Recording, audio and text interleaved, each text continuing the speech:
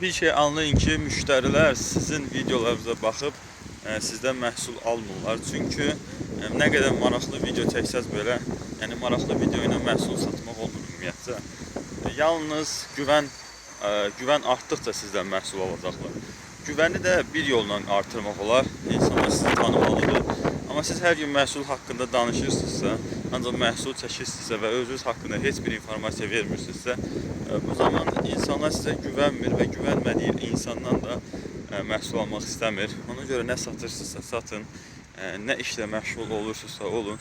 Orada yalnız iş haqqında yox, həm də öz gününüzün rutini haqqında da danışmalısınız.